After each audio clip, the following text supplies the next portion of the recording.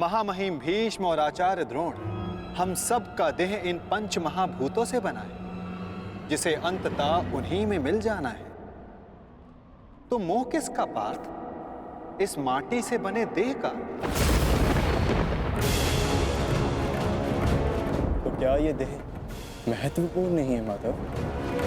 इसी देह से हम अपना रूप और परिचय पाते हैं। यदि ऐसा है पार्थ, तो मनुष्य के मृत्यु के पश्चात उसके देह को नष्ट क्यों कर दिया जाता है? मनुष्य का वास्तविक स्वरूप और परिचय उसके देह से नहीं, उसके स्वभाव, उसके कर्म, उसके विचारों से होता है पार्थ। जब मनुष्य का देह नष्ट हो जाता है, इस संसार में नहीं रहता, तो मनुष्य के कर्म और उसके विचार उसका परिचय बनकर इस संसार में रहते हैं पार्थ। मनुष्य का जीवन केवल 20 दृश्य और अदृश्य पदार्थों का संगम है, परंतु फिर भी सबके विचार, सबका चरित्र भिन्न है। क्यों माधव? जब उत्तम सम्मान है तो सब में अंतर क्यों?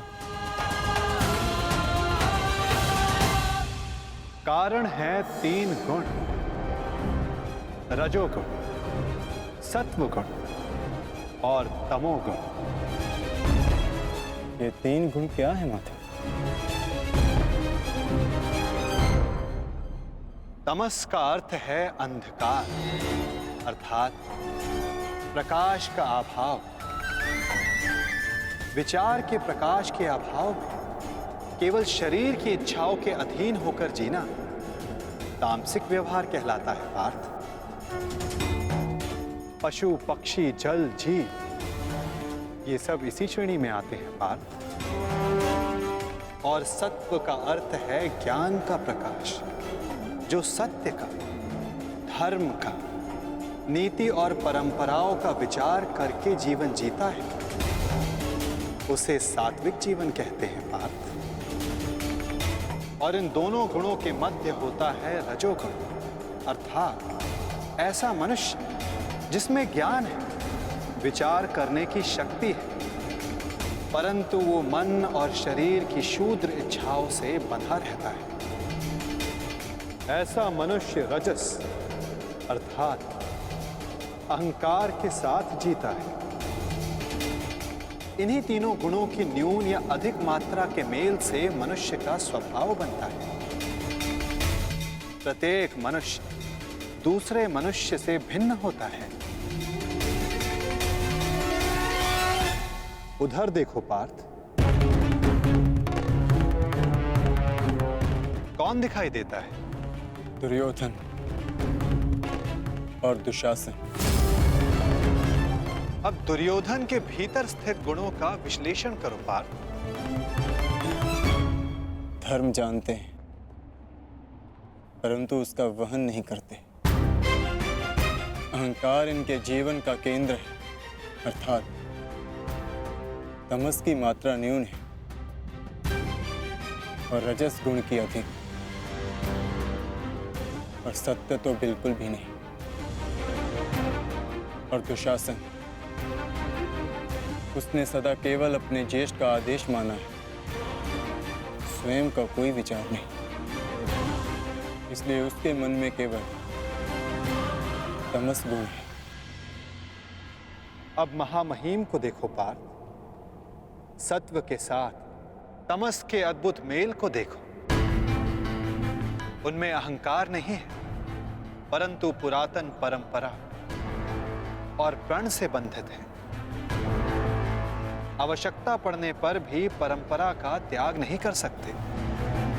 और उधर आचार्य द्रोण को देखो पार्थ, ज्ञान और अहंकार का संगम। ज्ञान उनको मुक्त करने को आतुर है, परंतु अहंकार उन्हें मुक्त होने नहीं देता।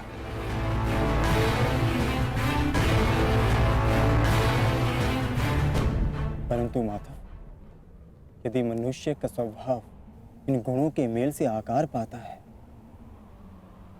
तब तो उसका व्यवहार जन्म से ही निश्चित होता है ना।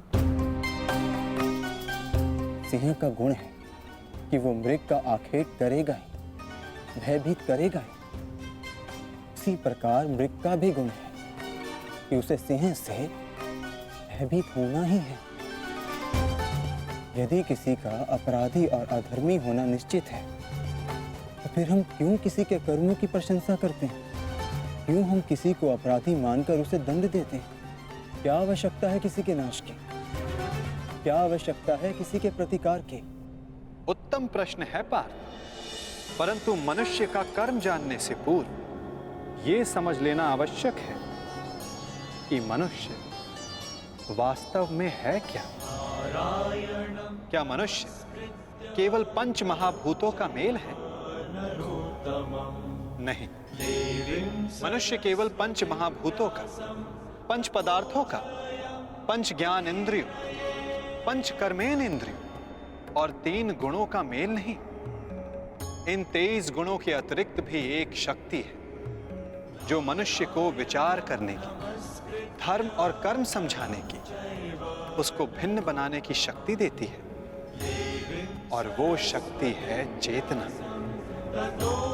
इन 24 तत्वों का मेल ही प्रकृति है पार्थ, जो मनुष्य योनि नामक यंत्र में वास करती है। पुरुष अर्थात परमात्मा का अंश। जब पुरुष और प्रकृति अर्थात आत्मा और परमात्मा का मेल होता है, तभी जाकर मनुष्य का देह जीवित रहता है। यदि मनुष्य परमात्मा का अंश है तो फिर ये आत्मा क्या है? इसे कैसे जाना जाए? तुम एक महारथी हो और इस रथ का उपयोग करते हो।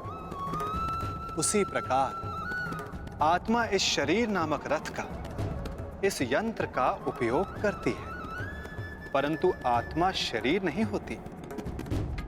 एक रथ के टूट जाने पर जिस प्रकार रथी का नाश नहीं होता, उसी प्रकार शरीर के नष्ट हो जाने पर आत्मा का नाश नहीं होता।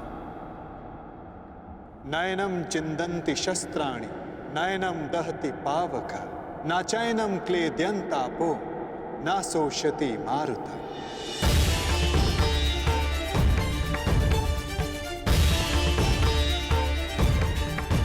आत्मा को ना कोई शस्त्र छेद सकता है, ना अग्नि उसे जला सकती है, ना जल उसे डुबो सकता है, ना वायु आत्मा को सुखा सकती है। आत्मा अजर है, आत्मा अमर है, अमर है, अमर है, अमर है।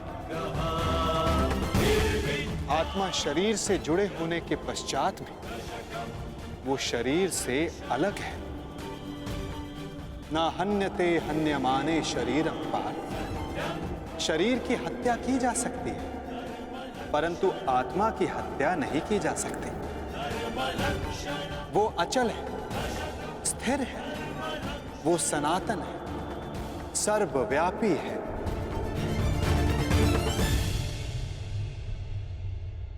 जिस प्रकार हम पुराने वस्त्रों को त्याग कर नया वस्त्र धारण करते हैं, ठीक उसी प्रकार हमारी आत्मा देह नष्ट हो जाने के पश्चात नया देह धारण कर लेती है।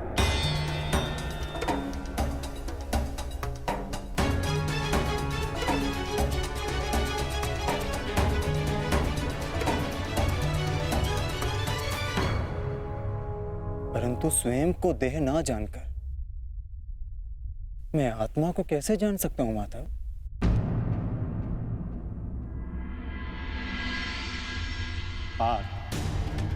इसमें कुछ असंभव नहीं।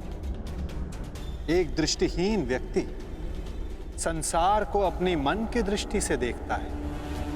बोलने में असक्षम व्यक्ति प्रयास करके अपने संकेतों से संसार को समझाता है।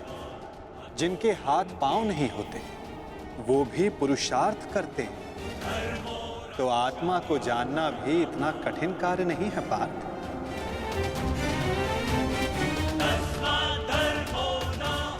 जिस प्रकार मूर्छित होने पर शरीर गिर जाता है, कुछ करने योग्य नहीं होता, परंतु जीवित रहता है, उसी प्रकार आत्मा से अनजान व्यक्ति मूर्छित शरीर के समान होता है। वो जीवित रहता है, परंतु कर्म और धर्म को समझ नहीं पाता है।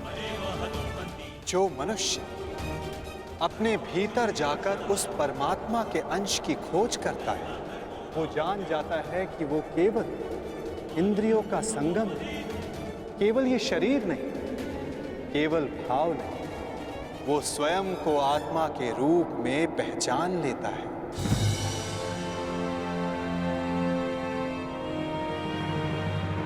पर ब्रह्म विभाजित होकर पुरुष और प्रकृति बने पार्थ। फिर प्रकृति की प्रत्येक वस्तु में आत्मा का वास हुआ। प्रकृति यानी मनुष्य का शरीर जब वो मोह और अंधकार से घिर जाता है, तब वो अपनी चेतना को खो देता है। तब उस मोह निद्रा को तोड़कर अपनी चेतना को जगाना, स्वयं को परमात्मा का भाग जानना, यही आत्मा का कार्य है, यही उसका उद्देश्य है पार्थ। यदि हर आत्मा परमात्मा का अंश है, तो फिर ये प्रगति और अवगति, नाश और उत्थान, पाप और धर्म, ये सब परमात्मा स्वयं कर रहे हैं। नहीं पार्थ, ये मनुष्य की चेतना और आत्मा करती है। जिस प्रकार कीचड़ से घिरा रत्न अपनी चमक खो देता है, जिस प्रकार मेघों से घिरा सूर्य अपना प्रकाश खो देता है, वैसे ही प्रकृति के 24 तत्वों से घिरी आत्मा ये भूल जाती है कि वो परमात्मा का अंश है। उसे लगता है कि ये देह ही सब कुछ है, देह के अतिरिक्त भी उसका कोई अस्तित्व है, इसका उसे भान ही नहीं रहता। वो केवल देह की संवेदना को ही ज्ञान मानती है। हानि लाभ, सुख दुख, स्वाद गंध, स्पर्श श्रवण, बस इसे ही अपना अनुभव मान लेती है। वो पाप करती है। जो आत्मा परिवर्तन का प्रयत्न नहीं करती, जो अधर्म करते रहती है, उसको जागरूक करने के लिए दंड देना अनिवार्य होता है पार्थ। उसके जागरण के लिए युद्ध अनिवार्य होता है।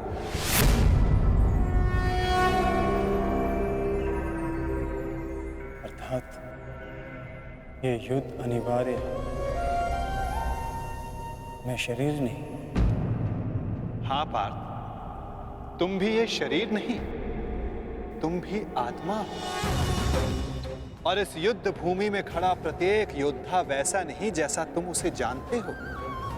वो सभी आत्माएं मोह, अहंकार और अंधकार से घिरी हुई।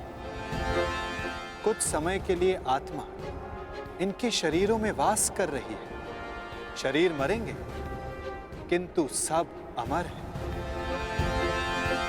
अपनी अपनी देह को त्याग कर सब नया शरीर धारण करें, और बार बार तब तक ऐसा होता रहेगा जब तक आत्मा से मोह और अहंकार का आवरण नहीं हट जाता, जब तक वो स्वयं को पवित्र आत्मा, शुद्ध आत्मा के रूप में नहीं जान लेती और अधर्म का त्याग करके धर्म में दृढ़ नहीं हो जाती।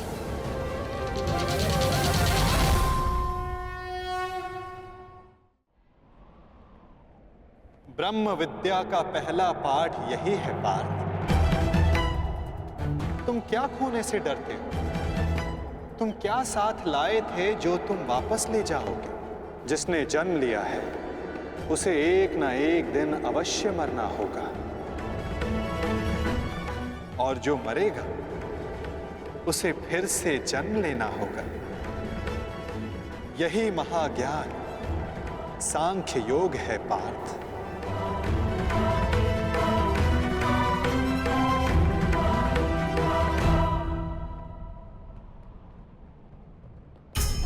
जब मनुष्य स्वयं को परमात्मा के अंश के रूप में जान लेता है, तब उसे ज्ञात हो जाता है कि सृष्टि ही परमात्मा है और परमात्मा ही सृष्टि है। सृष्टि और परमात्मा में कोई भेद नहीं। तब वो अन्य प्राणियों के प्रति कठोर और निर्दयी नहीं होता पार्थ। यदि जीभा दांतों से कट जाए तो पीड़ा केवल जीभा को नहीं होती, समग्र शरीर उसकी पीड़ा अनुभव करता है।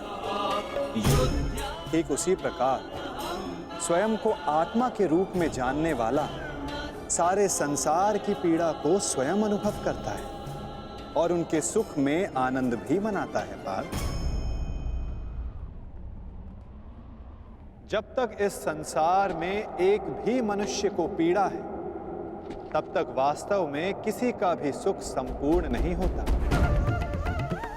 और इस सत्य को जानकर मनुष्य का हृदय, मनुष्य का मन करुणा से भर जाता है। करुणा ही धर्म है पार्थ। जिस मनुष्य पर तमस गुण छाया होता है वो निर्दयी, कठोर और स्वार्थी होता है। वो अपने सुख के लिए दूसरों को दुख देता है, परमात्मा की ओर गति नहीं करता। अर्थात परमात्मा से दूर ले जाने वाले मार्ग का नाम अधर्म है पार्थ।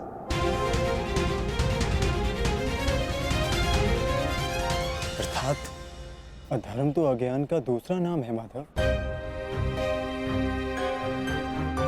परंतु अज्ञानी और अपराधी में अंतर नहीं होता। क्या अज्ञानी के लिए दया आवश्यक नहीं?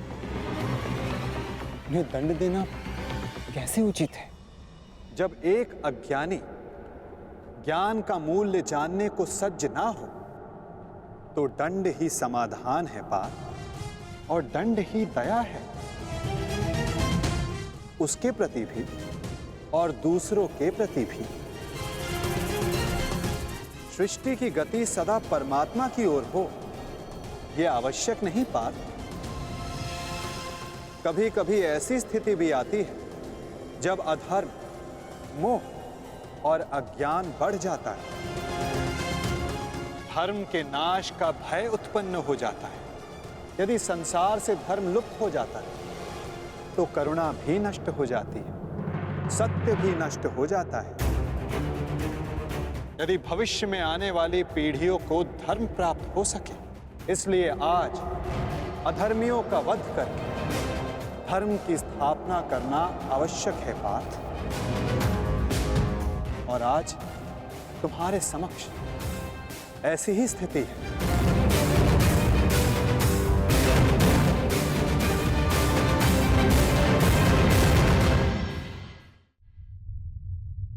और धर्म स्थापना का कर्तव्य तुम्हारा है पार्थ। अपनी निर्बलता त्यागो पार्थ और युद्ध के लिए सज्ज हो जाओ।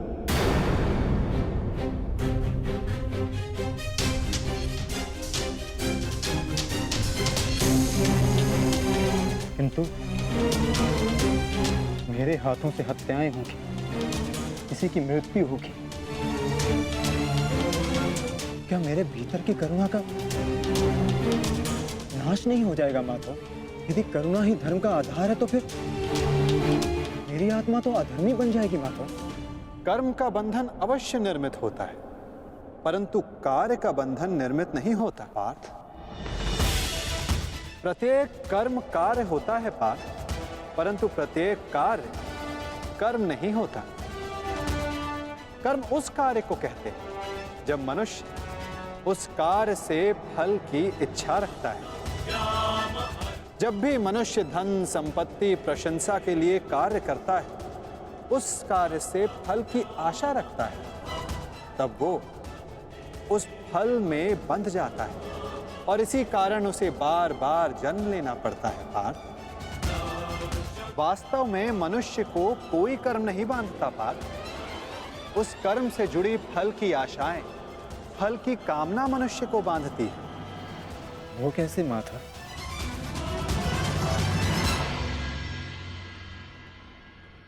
यदि तुम्हें इस युद्ध में विजयी होने की आशा है तो पराजित होने पर तुम्हें भीषण दुख होगा पार्थ। वो दुख तुमसे कुकर्म करवाएगा और उसके फल के लिए तुम्हें दूसरा जन्म लेना होगा। और यदि तुम्हें विजय प्राप्त हुई तो वो तुम्हारा अहंकार बढ़ाएगा और उस अहंकार से तुम्हें विश्व विजयी बनाएगा, हत्याएं करवाएगा। उसका पाप तुम्हें बांधेगा पार्थ। तनिक विचार करो पार्थ, यदि इस युद्ध में तुम विजय होने का मोह त्याग दो, पराजित होने का भय त्याग दो, तो बताओ पार्थ, इस युद्ध के पश्चात तुम्हें दुख प्राप्त होगा या सुख?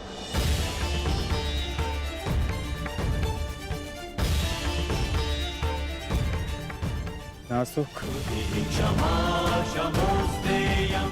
ना दुख। अर्थात वास्तव में तुम्हारा सुख दुख, हताशा, अहंकार, ये सब इस युद्ध के कारण नहीं, ये सब इस युद्ध से जुड़ी तुम्हारी आशाओं के कारण है पार्थ। क्या ये सत्य नहीं? सुख दुखे समे कृत्वा लाभा लाभा जया जय ततो युद्धाय युजस्व नैवं पापम वयाप्स्यसि।